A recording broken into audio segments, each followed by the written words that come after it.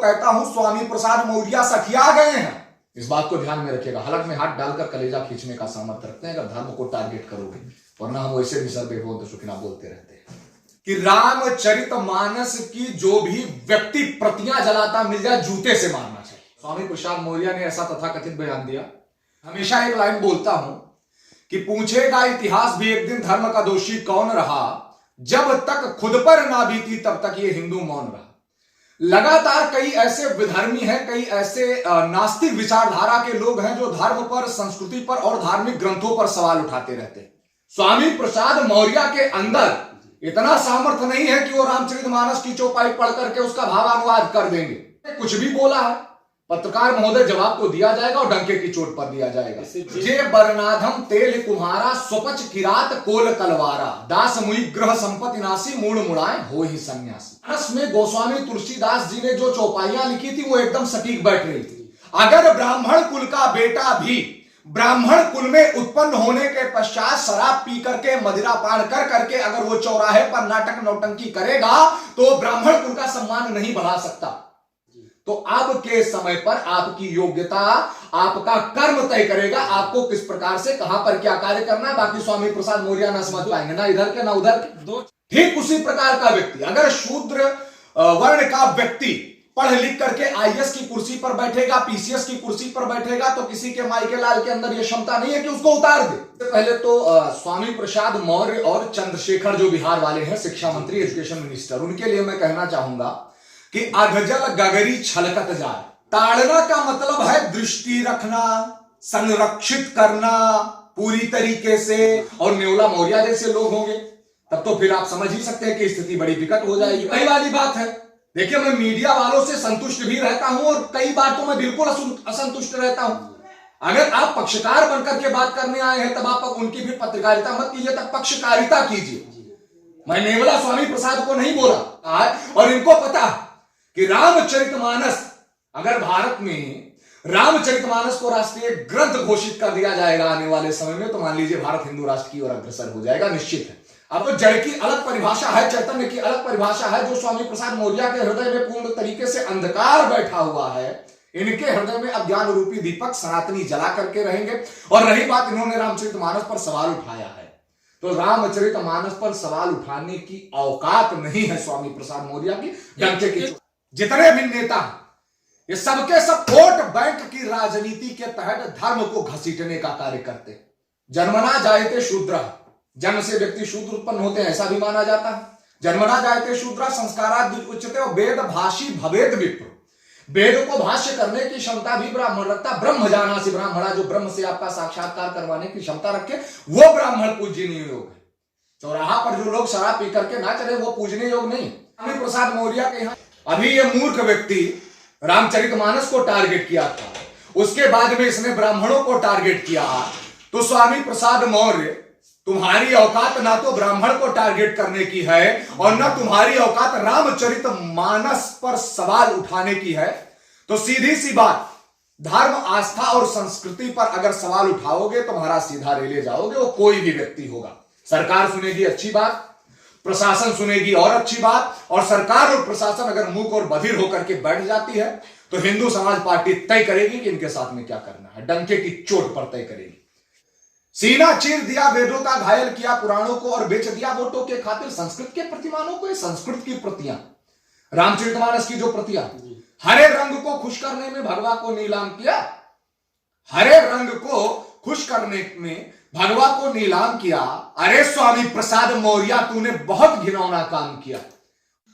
देश में समय समय पर पॉलिटिक्स करने वाले लोगों की ओर से विवादित बयान दे करके राजनीति गरमाई जाती रही है, लेकिन अभी हाल ही में सूबे के ही पूर्व कैबिनेट मंत्री व सपा नेता स्वामी प्रसाद मौर्य ने धार्मिक यानी कि धर्म के ऊपर ही विवादित बयान दे करके और राजनीतिक सियासत को गरमा दिया है, जिसमें तमाम लोग अपनी क्रिया प्रतिक्रिया दे रहे हैं। वहीं स्वामी प्रसाद मौर्य के रामचरितमानस को लेकर दिए गए विवादित बयान तथा उसके बाद रामचरितमानस की लखनऊ में प्रतियां जलाने को लेकर के भी हिंदू समाज पार्टी भी पूरी तरीके से मुखर हो गई है। हिंदू समाज पार्टी के राष्ट्रीय प्रवक्ता मोहित राज, जो कि गोंडा जिले के ही रहने वाले हैं, उन्होंने स्वामी प्रसाद मौर्य पर जोरदार हमला बोलते हुए अपनी बात भी बड़े ही बेबाकी के साथ रखी है। साथ ही उनकी ओर से उठाए गए रामचरितमानस की चौपाइयों की व्याख्या करते हुए उन्हें जवाब दिया है। साथ ही बागेश्वर धाम के धीरेन्द्र कृष्ण शास्त्री के सुर में सुर मिलाते हुए उन्होंने कहा है कि जल्द ही भारत हिंदू राष्ट्र बनेगा और अखंड भारत बनेगा तथा विश्व को भी देश विश्व गुरु बनकर गौरवान्वित करेगा। आगे हम आपको सुनाएंगे कि मोहित राज, जो कि हिंदू समाज पार्टी के राष्ट्रीय प्रवक्ता हैं, उन्होंने स्वामी प्रसाद मौर्य व उनकी ओर से उठाई गई चौपाई का किस तरीके से बेबाकी से व्याख्या करते हुए स्वामी प्रसाद मौर्य पर करारा हमला करते हुए, पलटवार करते हुए करारा जवाब दिया है।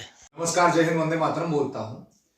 और अभी आपने बात कही कि स्वामी प्रसाद मौर्य ने ऐसा तथाकथित बयान दिया, और इसी के साथ अगर देखा जाए जो सबसे बड़ी बात, मैं हमेशा एक लाइन बोलता हूं कि पूछेगा इतिहास भी एक दिन धर्म का दोषी कौन रहा, जब तक खुद पर ना बीती तब तक ये हिंदू मौन रहा। आप लोग लगातार देख रहे हैं, आप तो लोकतंत्र के चौथे स्तंभ माने जाते हैं।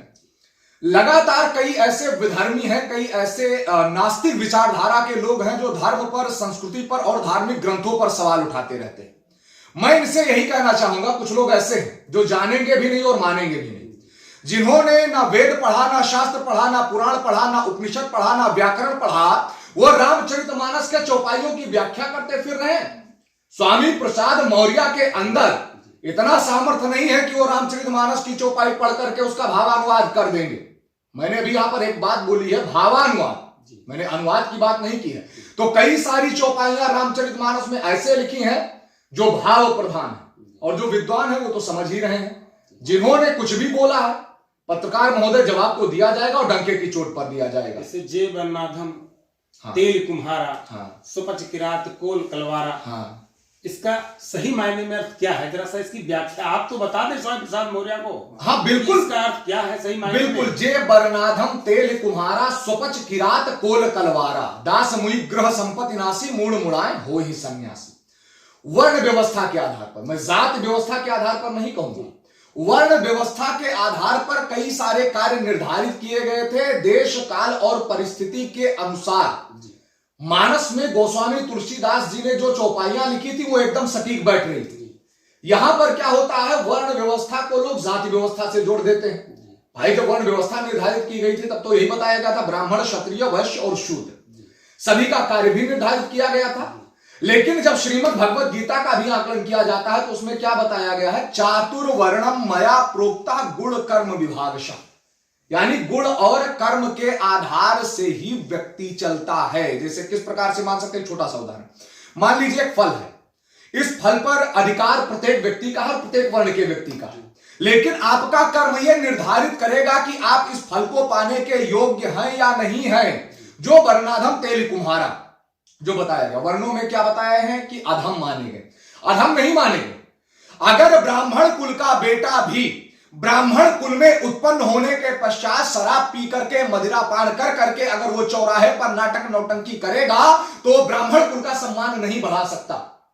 ठीक उसी प्रकार का व्यक्ति, अगर शूद्र वर्ण का व्यक्ति पढ़ लिख करके आईएएस की कुर्सी पर बैठेगा, पीसीएस की कुर्सी पर बैठेगा, तो किसी के माई के लाल के अंदर यह क्षमता नहीं है कि उसको उतार दे।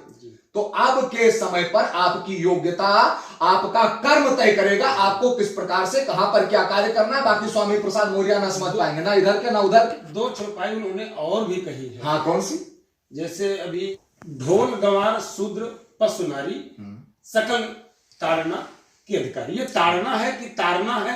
ये ताड़ना शब्द और ताड़ना शब्द पे बड़ा डिबेट चल रहा है, इस पे बड़ा घमासान चल रहा है। आखिर सही मायने में कौन ये शब्द क्या है?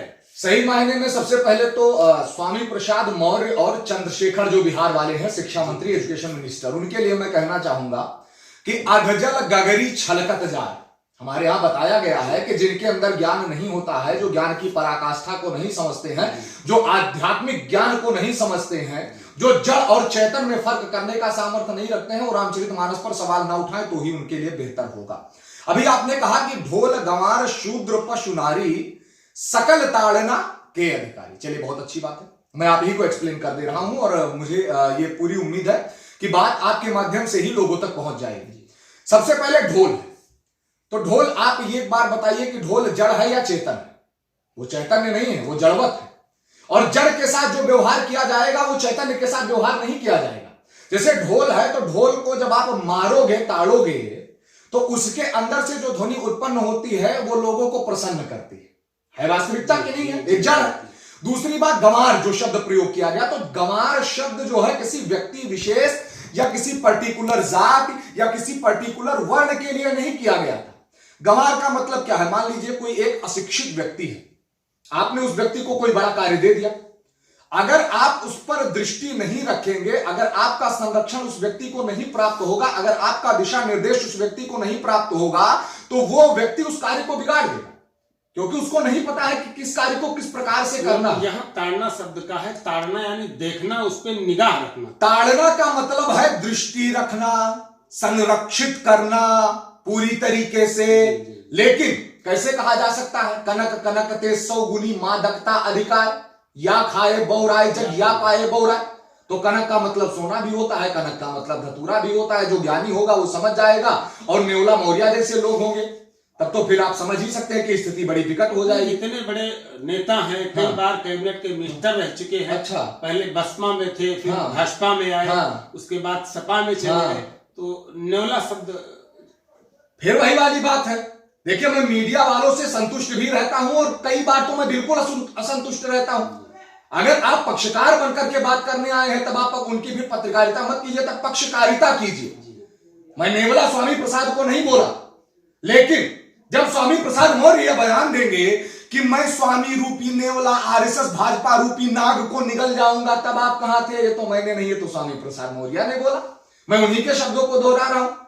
बाद में पता चला कि आरएसएस भाजपा को निगलते निगलते आरएसएस भाजपा इन्हीं को निगल गई, ना घर के ना घाट के। जो स्वामी प्रसाद आज कर रहे हैं, जो कुछ भी कर रहे हैं, या जो ये आपत्तिजनक बयान दे रहे हैं, विवादित बयान दे रहे हैं, तमाम विवाद उत्पन्न हो रहे हैं, ये कहीं ना कहीं क्या भाजपा को नुकसान करने की कोशिश में लगे? अरे भाजपा का नुकसान करे ना करे, अपने भाषा में भाजपा को नुकसान करे ना करे, मैं तो कहता हूं स्वामी प्रसाद मौर्य सठिया गए हैं।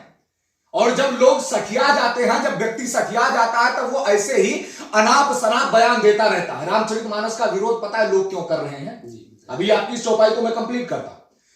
जो प्रबल होता है आज तक के इतिहास में, जो प्रबल होता है विरोध उसी का होता है। रामचरितमानस को ये लोग देख रहे हैं कि चर अचर चराचर संपूर्ण ब्रह्मांड में उस पूरी तरीके से उसका गुणगान हो रहा है। देश में गुणगान हो रहा है, विदेश में गुणगान हो रहा है, स्वामी प्रसाद मौर्य के प्रदेश में गुणगान हो रहा है। और इनको पता है कि रामचरितमानस, अगर भारत में रामचरितमानस को राष्ट्रीय ग्रंथ घोषित कर दिया जाएगा आने वाले समय में, तो मान लीजिए भारत हिंदू राष्ट्र की ओर अग्रसर हो जाएगा, निश्चित है। अब आते हैं ढोल गवार शूद्र पशु नारी पे। ढोल का अर्थ मैंने आपको बता दिया, गवार का अर्थ मैंने आपको बता दिया, शूद्र के बारे में जो बताया गया था, शूद्र का मतलब होता है वर्क सिस्टम। कौन सा व्यक्ति कैसे कार्य करेगा। टाटा का 1.5 करोड़ कमाने वाला, 1.5 लाख रुपया कमाने वाला मैनेजर भी शूद्रवत है, और छोटी कंपनी में 5,000 रुपया कमाने वाला भी वो शूद्र ही माना जाएगा। ये क्या है? एक वर्क सिस्टम पे लागू। दूसरी बात, वर्ण का मतलब क्या होता है? वर्ण का मतलब जाति से नहीं होता है, वर्ण का मतलब होता है रंग। गौर वर्ण के हैं, शुक्ल वर्ण के हैं, श्याम वर्ण के हैं, वैसे भी बताया जाता है। और रही बात जहां पर आपने पशु को कहा, तो भाई पशु को अगर आप, बहुत पहले हमारे यहां बैलों से खेती हुआ करती थी, अगर आप बैल की डोरी को, आज भी होती है बहुत सारे जगहों पर, जब आप ग्रामीण क्षेत्र में जाएंगे तो आपको विशेष तरीके से मिलेगी। अगर उस डोरी को आप संभालने का सामर्थ्य नहीं रखेंगे तो बैल खेत नहीं जोत पाएगा, सीधी सी बात है। अगर आप उसको संरक्षण नहीं प्रदान करेंगे, अगर गलत तरीके से उसको घुमा देंगे तो गलत तरीके से कार्य हो जाएगा। तो कहीं ना कहीं पशु पर भी दृष्टि रखी जाती है, और दृष्टि नहीं रखोगे तो महाराज आज के समय पर खेतों चली जाएगी। यहां बहुत लोग सवाल उठा रहे हैं भाई। और नारी की जहां बात आ जाए, तो नारी शब्द पर जो लोग ताड़ना पर बार बार प्रश्न उठाते हैं, मैं उनको कहना चाहूंगा, नारी के लिए जिस ताड़ना शब्द का प्रयोग किया जाता है, आप तो विशेष करके अवध क्षेत्र से हैं, और अवध आपके पत्रकारिता जगत में भी जुड़ा हुआ है। तो अवध क्षेत्र में हमारे यहां बहुत सारे लोगों का कहना होता है, का भाई का ताड़त रहे। ताड़ना का मतलब क्या है? यहां बैठ करके क्या ताड़ रहे? तो ताड़ना का मतलब हुआ किसी पर दृष्टि रखना। अगर नारी अपनी है, अगर वो आपकी गृहिणी है, तो गृहिणी पर स्वाभाविक है दृष्टि रखना। अब वो चाहे उसको आप संरक्षण कह लीजिए या प्रेम कह लीजिए या जो कहना है वो कह लीजिए। तो जड़ की अलग परिभाषा है, चैतन्य की अलग परिभाषा है। जो स्वामी प्रसाद मौर्य के हृदय में पूर्ण तरीके से अंधकार बैठा हुआ है, इनके हृदय में अज्ञान रूपी दीपक सनातनी जला करके रहेंगे। और रही बात, इन्होंने रामचरितमानस पर सवाल उठाया है, तो रामचरितमानस पर सवाल उठाने की औकात नहीं है स्वामी प्रसाद मौर्य की। डंके की चौपाई थोड़ा सा और साफ कर दीजिए। हाँ बताइए। पूजा ही विप्र, हाँ सकल हाँ गुण शीरा है क्या है, सकल गुण हीना क्या है, थोड़ा सा क्लियर कर दीजिए। यही वाली दिक्कत तो स्वामी प्रसाद मौर्य के पास क्लियर कर दीजिए। हाँ क्लियर कर। इसीलिए चूंकि इस तरह से पूज्य विप्रशील गुणहीना, शूद्र न गुणगन ज्ञान प्रवीणा। इसका तात्पर्य यह है, अब थोड़ा सा इससे पहले भी कई सारी चौपाइयां, लेकिन अब आपने यही पूछा है कि पूज्य विप्रशील गुणहीना। तो पूज्य विप्रशील गुणहीना का अर्थ यह है कि जो ब्राह्मण का बेटा जन्म से ही ब्राह्मण, ये संज्ञा किसी और ने नहीं दी है, वेद शास्त्र पुराण उपनिषद भाष्य कर रहे हैं। और जब आप कई सारे वेद पुराणों का जो है अवलोकन करेंगे तो स्कंद पुराण का एक श्लोक है कि जन्मना ब्राह्मणों गेया संस्काराद् उच्यते वेदभाषी भवेत् विप्र ब्रह्मजानासि ब्राह्मणा। यानी जो ब्राह्मण का बेटा है, जन्मना ब्राह्मणों गेया, वो जन्म से ही ब्राह्मण है और यज्ञोपवीत संस्कार होने के पश्चात उसे द्विज की संज्ञा दी जाती है। तो यह बताया गया है कि ब्राह्मण कुल का बालक, ब्राह्मण कुल का व्यक्ति अगर शील से हीन है लेकिन अंदर से अध्यात्म के माध्यम से उस परम चैतन्य शक्ति से साक्षात्कार कराने की क्षमता रखता है तो पूज्य योग है। यह मैं नहीं कह रहा। श्री रामचरितमानस के चौपाई में ही जब कबंध राक्षस का भगवान श्री राम ने उद्धार किया तो उनसे पूछा कि प्रभु, महामुनि के श्राप से मेरी यह गति हुई थी और मैंने ब्राह्मणों से द्रोह किया। तो भगवान राम ने कहा था कि सुन गंधर्व कहां मैं तो ही मोहि न सुहाय विप्रकुल द्रोही। तो विप्रकुल द्रोही क्यों नहीं उनको भाता? भगवान कहते हैं कि मैं सदैव ब्राह्मणों के साथ था और इसलिए ब्राह्मणों के साथ था। अगर धर्म की नींव को मजबूत करने का कार्य ब्राह्मण कर रहा है तो मुझे लगता है किसी को दिक्कत नहीं होनी चाहिए। जो ब्राह्मण के परिवार का व्यक्ति होता है, अगर वो सही कार्य करके अंदर से आत्म चैतन्य के माध्यम से और पूरी तरीके से उस परम पुरुष से मिलाने का सामर्थ्य रखता है तो बिल्कुल वो पूजनीय योग्य है। और रही बात बता गया कि पूज्य विप्रशील गुणहीना, शूद्र न गुणगन ज्ञान प्रवीणा, कि शूद्र बहुत ज्ञानी हो जाए लेकिन वो पूजनीय योग नहीं हो सकता। तो आप मुझे एक बात बताइए, जैसे हर एक व्यक्ति का एक कार्य डिसाइड था, मैं किसी की तुलना किसी से नहीं करना चाहूंगा, लेकिन वेद को भाष्य करने की क्षमता और वेद को भाष्य करने का सामर्थ्य ब्राह्मण ही रखता है। किस लिए ब्राह्मण रखता है? जन्मना जायते शूद्र, जन्म से व्यक्ति शूद्र उत्पन्न होते हैं ऐसा भी माना जाता है। जन्मना जायते शूद्र संस्काराद् उच्यते और वेद भाषी भवेद विप्र, वेद को भाष्य करने की क्षमता भी ब्राह्मण रखता। ब्रह्म जानासि ब्राह्मणा, जो ब्रह्म से आपका साक्षात्कार करवाने की क्षमता रखे वो ब्राह्मण पूजनीय योग है। चौराहा पर जो लोग शराब पी करके ना चले वो पूजनीय योग नहीं। जिसके अंदर भक्ति है, जिसके अंदर ज्ञान है, जिसके अंदर त्याग है, जिसके अंदर तितिक्षा है, जिसके अंदर विवेक है और जिसके वाणी पर सरस्वती का पूरी तरीके से साक्षात, जिसके वाणी पर सरस्वती जी का आशीर्वाद है, वो ब्राह्मण पूजनीय योग है। तो उस पर सवाल उठाना स्वाभाविक नहीं। आपने इन तीनों चौपाई की बड़े अच्छे से व्याख्या की। हाँ। अब थोड़ा सा इतनी जानकारी ये भी बता दीजिए कि लखनऊ में अखिल भारतीय पिछड़ा महासभा और आया अनुसूचित जाति महासभा, इन दोनों लोगों ने एक बैनर तले संयुक्त रूप से इकट्ठे होकर के और रामचरितमानस की प्रतियां जलाई।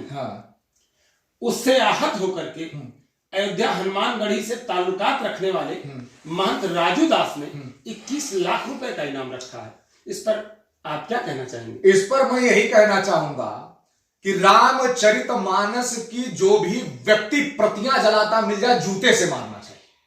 इनाम उनाम तो छोटी बात, महाराज एक सांस में जितने जूते मार सकते हो जूते से मारना चाहिए।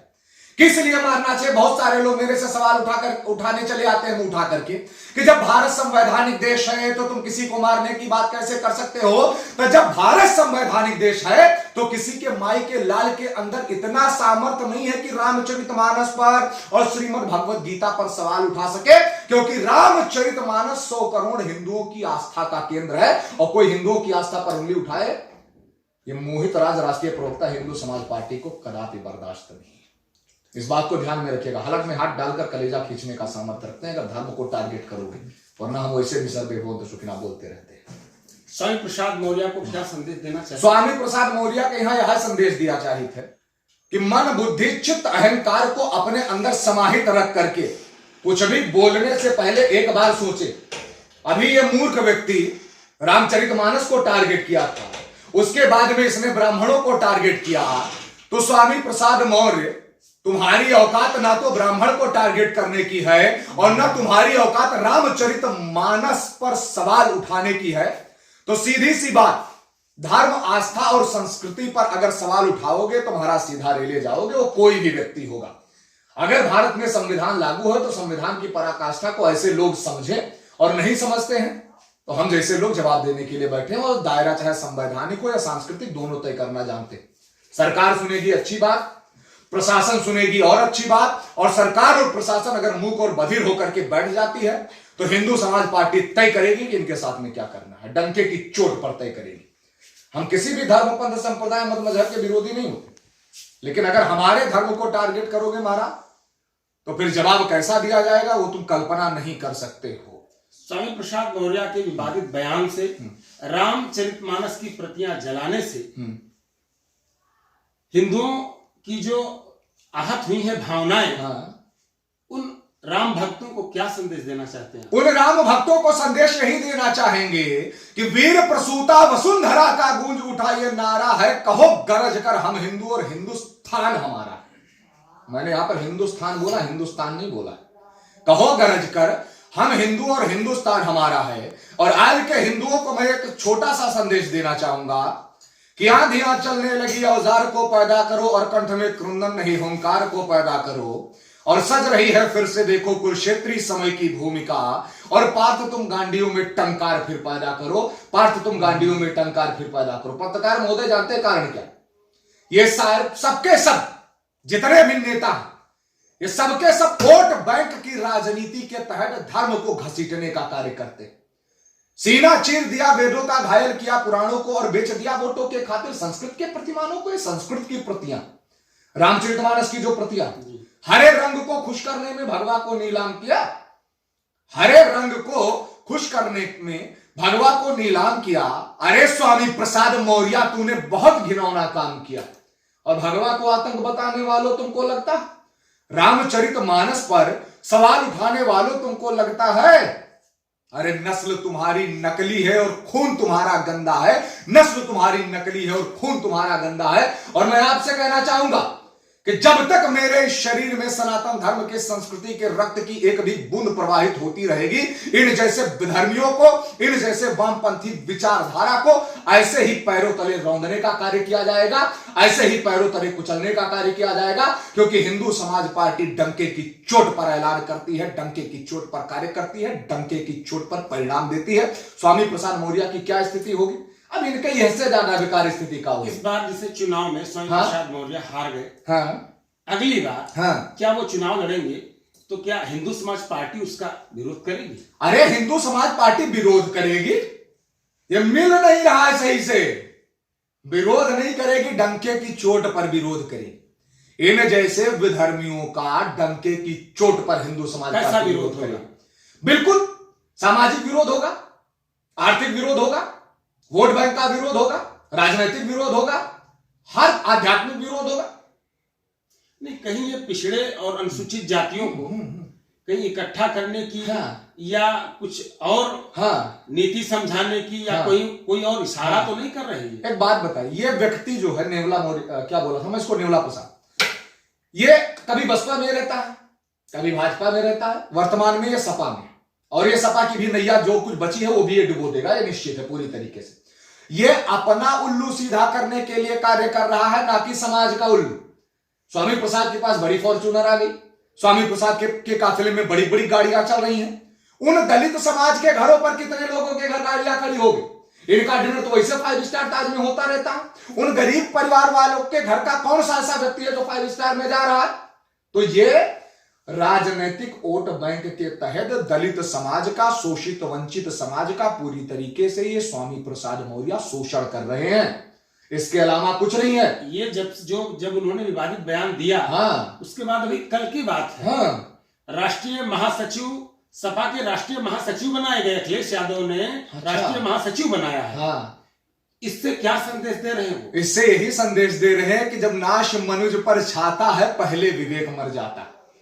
अखिलेश यादव का भी हमें लग रहा है अगर वो ऐसा कार्य कर रहे हैं कहीं ना कहीं, तो वो जिस भारत देश में या जिस उत्तर प्रदेश में चुनाव लड़ते हैं उसका एक बहुसंख्यक समाज हिंदू है और उस बहुसंख्यक समाज के हिंदुओं की आस्था का केंद्र रामचरितमानस है। तो अगर तुम हिंदुओं की आस्था पर ठेस पहुंचाओगे तो अभी क्या हाल हुआ है समाजवादी पार्टी का आपने देखा है। और अगर स्वामी प्रसाद मौर्य को राष्ट्रीय महासचिव बनाए हैं तो उसका परिणाम भी दिख जाएगा अगले चुनाव में। इस बार भी चुनाव में परिणाम दिखा है और अगले बार भी चुनाव में परिणाम दिख जाएगा। सीधी सी बात, हम किसी भी मत मजहब संप्रदाय के खिलाफ नहीं है, लेकिन उस विचारधारा के खिलाफ सदैव रहेंगे जो सनातन धर्म की संस्कृति को टारगेट करने का प्रयास करेगा। वो चाहे समुदाय विशेष के लोग होंगे, चाहे इन जैसे तथाकथित वामपंथी विचारधारा के लोग। समुदाय विशेष के लोगों को डंके की चोट पर सोशल मीडिया से लेकर धरातल तक जवाब देता डायरेक्ट। हाँ, आराम से रहोगे रहने देंगे, और आराम से नहीं रह रहे हो तो जाओ व्यवस्था करो। ये सूकर क्षेत्र है। हाँ, इसी सूकर क्षेत्र में हम भी बैठे हैं, आप भी बैठे हैं। बिल्कुल। और आप तो इसी मिट्टी में पले बढ़े जी। ये 1 सप्ताह होने जा रहा है। हाँ, इस विवादित बयान को हाँ, आपने अपने क्षेत्र में क्या इसको लेकर के कोई नेतृत्व किया या लोगों को कुछ जागरूक करने का काम किया इस बयान के सापेक्ष में? बिल्कुल, हमारे कई सारे ऐसे साथी थे जिन्होंने पूरी तरीके से स्वामी प्रसाद मौर्य का पुतला भी जलाया गया। और सबसे बड़ी बात, हमारे हिंदू समाज पार्टी के कार्यकर्ता भी स्वामी प्रसाद मौर्य का पुतला लेकर के नीचे उतरे, लेकिन प्रशासन ने नहीं जलाने दिया। हिंदू समाज पार्टी के नाम से लोग न जाने का घबरा जाते हैं, तो डंके की चोट पर विरोध हुआ। दूसरी बात, आपने अभी एक बात कही कि हम लोग जो है सूकर क्षेत्र में, आपको एक बात और कहना चाहिए था कि हम लोग जो है तुलसीदास जी के जन्मस्थली के समीप हैं। कितने ऐसे नेता हैं, कितने ऐसे मंत्री हैं, कितने ऐसे विधायक हैं, कितने ऐसे सांसद हैं जिन्होंने गोस्वामी तुलसीदास जी के जन्मस्थली के लिए आवाज उठाई। कितना विकास हुआ। रामचरितमानस को करोड़ों लोग, मैं कथावाचकों को भी सीधा टारगेट कर रहा हूं। धर्म को, आस्था को धंधा मत बनाइए, धर्म को सिर्फ धनार्जन का साधन मत बनाइए। रामचरितमानस को आप अरबों का उद्योग बना करके चला रहे हैं, लेकिन तुलसीदास जी के लिए कौन बोल रहा है? आप लोग नहीं बोल रहे। बयान को लेकर के कल मेहनौन विधायक विनय द्विवेदी ने भी ये मांग की है कि सख्त से सख्त कार्रवाई इस बयान को लेकर के स्वामी प्रसाद मौर्य पर होनी चाहिए। देखिए, मैं आपसे एक ही बात कह रहा हूं इतनी देर से, इस बात से प्रशासन भी पूरी तरीके से अवगत हो जाए अगर वो समझ रहा है। अगर संवैधानिक रूप से स्वामी प्रसाद मौर्य के ऊपर कार्यवाही नहीं होती है तो आध्यात्मिक और सांस्कृतिक रास्ता हिंदू समाज के लोग तय करेंगे, तब प्रशासन को परेशानी नहीं होनी चाहिए। सिर्फ बयानबाजी करने मात्र से कार्य नहीं होगा, डंके की चोट पर विरोध होगा और उसका हमें परिणाम दिखना चाहिए। एक ऐसा व्यक्ति जो पूरी तरीके से सठिया गया है, एक ऐसा व्यक्ति जिसकी बुद्धि पूरी तरीके से काम करना बंद कर दी है, वो रामचरितमानस पर सवाल उठा रहा है, वो हिंदुओं के धार्मिक ग्रंथों पर सवाल उठा रहा है। इनसे कहे समुदाय विशेष के व्यक्ति के ग्रंथ पर सवाल उठाएं, नहीं उठाएंगे।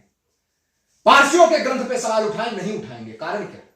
जो प्रबल होता है विरोध उसी का करते हैं। ये सबकी सब इसकी चाल है, सब इसकी पूरी तरीके से। अब इसको कुछ मत बोलो, ऐसा किया गया है। बस बसपा में बड़बोलेपन के लिए तो जाने जाते थे। हाँ। तब भाजपा भी विरोध करती थी। हाँ। फिर भाजपा में आ गए तो ये ठीक हो गए। हाँ। अब सपा में चले गए हैं। हाँ। फिर बुरे हो गए। कल को हिंदू समाज पार्टी में भी शामिल हो जाएंगे तो आपके लिए तब भी अच्छे मानेंगे। फिर वही वाली बात, इस जैसे मूर्ख को हम लोग हिंदू समाज पार्टी में लेंगे, आपको क्या लगता है? अभी तक जो देखा गया है वो अलग की बात। इस जैसे मूर्ख के लिए हमारी पार्टी में कोई स्थान ही नहीं। इस जैसे मूर्ख व्यक्ति के लिए हमारे पार्टी में कहीं पर कोई भी स्थान नहीं है। दूसरी बात, ये वो व्यक्ति है जो ना घर का रहा है ना घाट का रहा। भाई तुम इतने अच्छे होते तो बसपा तुमको नहीं छोड़ती, उससे और अच्छे होते तो भारतीय जनता पार्टी तुमको नहीं छोड़ती, और अगर उससे भी और अच्छे होगे, ये समाजवादी पार्टी राष्ट्रीय महासचिव बनाई है, आने वाले समय में ना घर के रहेंगे और ना घाट के रहेंगे, और घर का और घाट का कौन नहीं रहता है वो आप समझ सकते हैं। अच्छा, इतना सब कुछ आप बोल गए। हाँ।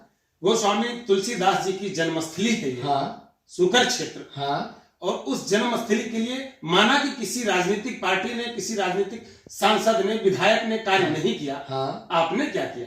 देखिए, मैंने आपको बताया, मैं हिंदू समाज पार्टी का राष्ट्रीय प्रवक्ता हूं। मेरी पार्टी के तत्वाधान में स्वामी प्रसाद मौर्य के पुतले जलाए जाने वाले थे संवैधानिक रूप से, जो हमारा अपना कार्य था।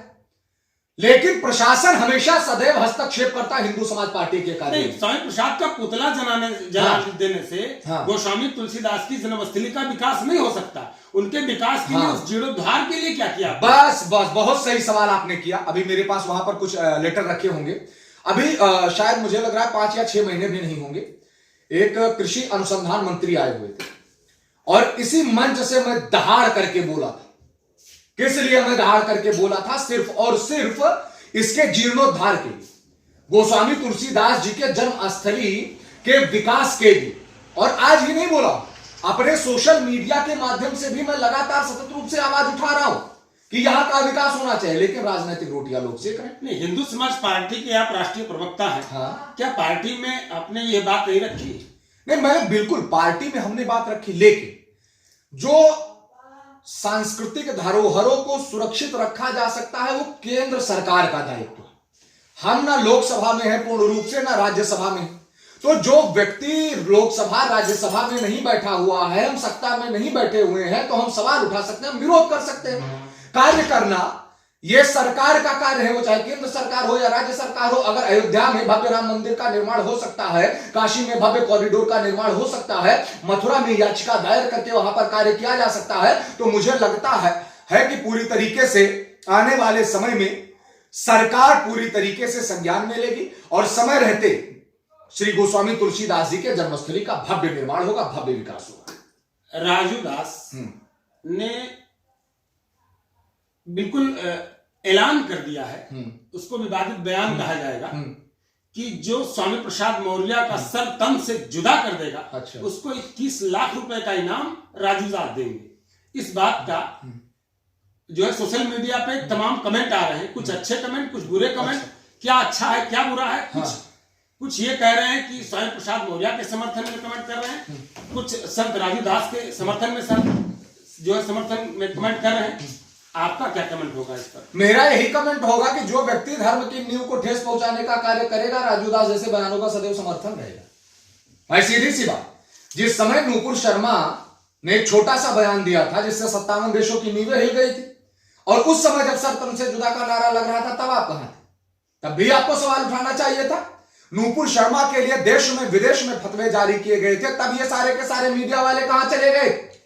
तो अगर हिंदू समाज पार्टी का कोई व्यक्ति कोई बयान दे दे तो विवादित बयान है, अगर राजू दास कोई बयान दे दे विवादित बयान है, अगर जो है अयोध्या के परमहंस आचार्य कोई बयान दे दे विवादित बयान है, पुष्पेंद्र कुलश्रेष्ठ, जीडी बख्शी, आर सिंह, सुशील पंडित, गौरव आर्या या सुनील त्रिपाठी या सुशील तिवारी कोई बयान दे दे विवादित बयान है।